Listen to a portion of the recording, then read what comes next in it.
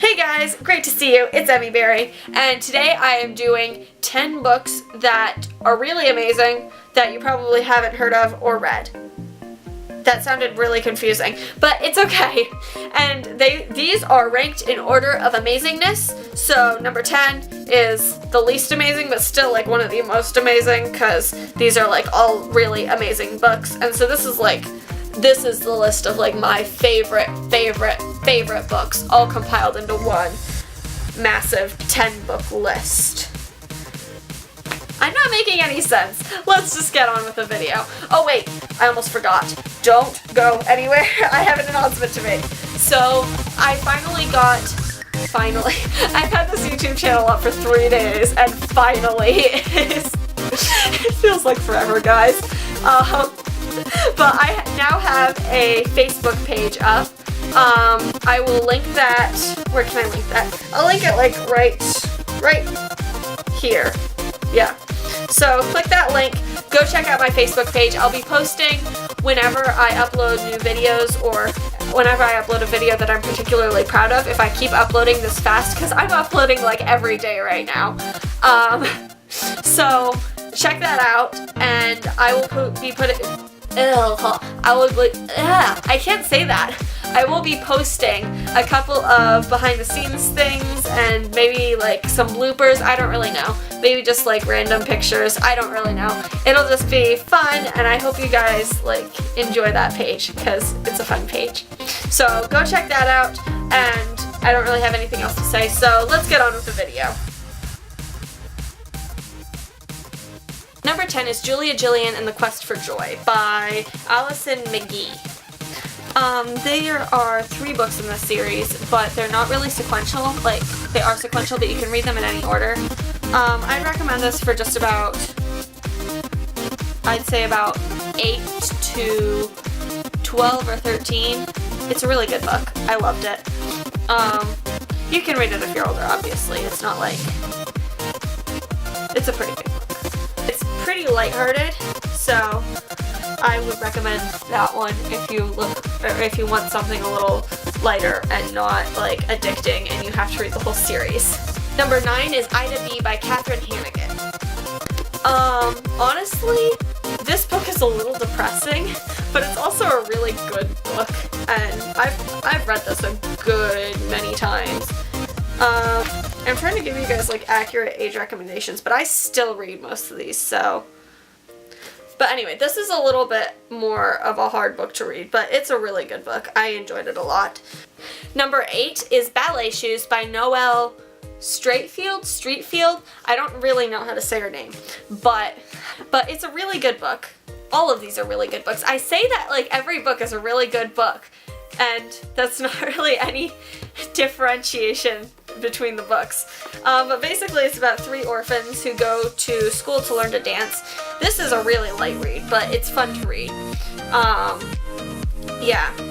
There's Pauline and Petrova and Posey, and like each person who reads this kind of finds their own like unique,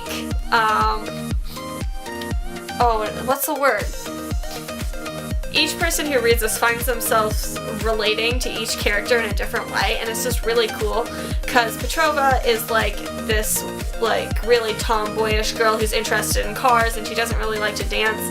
And then Pauline is a girl who likes to act more than she likes to dance, but she does both. And then Posey was basically born with dance in her blood, and she just loves to dance. So it's kind of like this whole, it's a fun book. Number 7 is The Great Brain by John D. Fitzgerald. Honestly, I don't know if you can really find this anymore. I checked Amazon for it a little while ago, and it's insanely hard to find. I think it's actually out of print.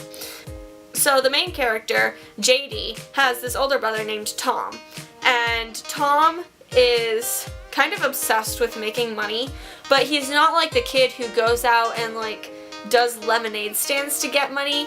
He's kind of the person who like cheats his way into money, but it's not really cheating, it's just, it's hard to explain.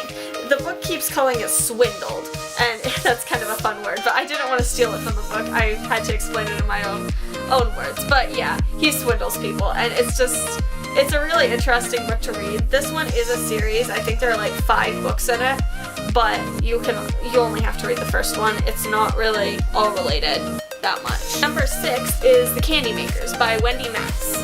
This book literally has everything. It has music aficionados, it has candy, it has chocolate, it has candy aficionados, it has spies. It's almost impossible to describe. It's just a really amazing book.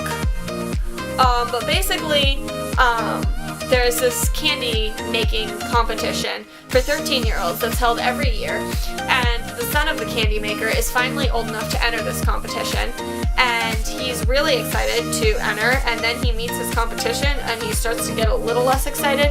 Oh, there's also fear of the color pink in it, which is kind of fun. I think my favorite character would have to be Miles, because I don't know. He's just a fun character. Miles and Daisy. I like them all. I like all of the characters. It's like I'm like Miles, except I like Miles and Daisy. And I like Miles and Daisy and Logan. And I mean, I guess I like Philip too, so just all 4 characters. I like all 4 of the characters a lot. Number 5 is The Mysterious Benedict Society by Trenton Lee Stewart.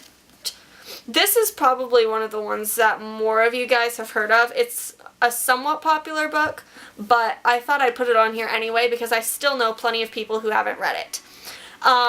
Basically, this one it's unique to read because it's not really, it's about the characters and their adventures, but you kind of get to play along with them.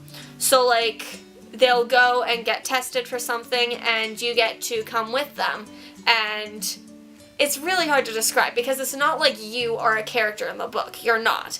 But they don't reveal the answers of the puzzles until after the characters have gotten past them, and each character will solve a puzzle in a different way. So you kind of get to see how 4 different people would function, and you can try and figure out what you would do in the situation, and it's just a really fun book to read.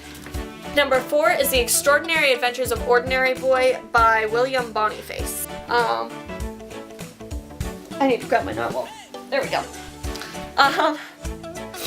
But this is basically about a boy who lives in a city where everybody has superpowers, and he doesn't.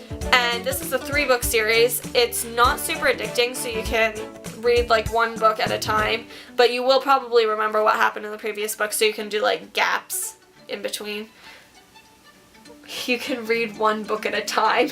No, you can read 5 books at a time, all from the same series. No, but it's a trilogy. It's a fun trilogy to read. Number 3 is Emmie and the Incredible Shrinking Rat by Lynn Jonell. So Emmie and the Incredible Shrinking Rat is about a world where rats have like special powers. That actually sounds a lot weirder than it is in the book. But basically this girl has a school pet, and the school pet starts talking to her, and she gets really freaked out. And then she finds out that this particular school pet, or rat, can bite people and shrink them until they're really tiny. And this book is just sounding more and more absurd by the second, but I promise it's actually a really good book. Number 2 is Woman in the Wall by Patrice Kindle. This is probably one of the most, like, one of the most age-friendly books on this list, because, like, I started reading this book when I was, like, 9, and I'll still reread it every now and then. It's a really amazing book. It's basically about this girl who's just really, really shy, like, ridiculously shy, and so she retreats into the walls of their house and lives there, and people kind of forget that she exists, and then she falls in love, and her family is planning on moving because they literally forgot that they know that she exists, but it's not like, oh, like, hi, Anna, how are you? It's more of like, they don't really see her as a person anymore, they see her as the house, and so they just kind of have to leave her. And so this is her meeting her family again for the first time in like 8 years. And it's a really interesting book. And the one you've all been waiting for, number 1, is Found by Margaret Peterson Haddix. I almost said The Missing because that's the name of the series. Oh, how do you explain this book? This book is about 35 children who were missing from history. So, like, for instance, Virginia Dare. Nobody really knows what happened to her. So the author kind of went back and she answered those questions with a really amazing historical science fiction book. This is a whole series, by the way. And this series is ridiculously addictive. So if you read the first one, get ready to read all 8. I'm just gonna sit here and hold it because, like, you can't even describe it. Just read it. Read this book. If you only read one book on this list, read this one. So that concludes my amazing list of 10 books that you have probably never heard of or read that are amazing. That title just gets more confusing every time I say it. So anyway, I hope you guys enjoyed the video. Please don't forget to like and comment and subscribe and do all of that fun stuff. And check out my Facebook page. I will link it in the same place I linked it before. I don't know where I'm pointing, guys. So check that out. And I will see you guys really soon. Thank you for watching. Bye!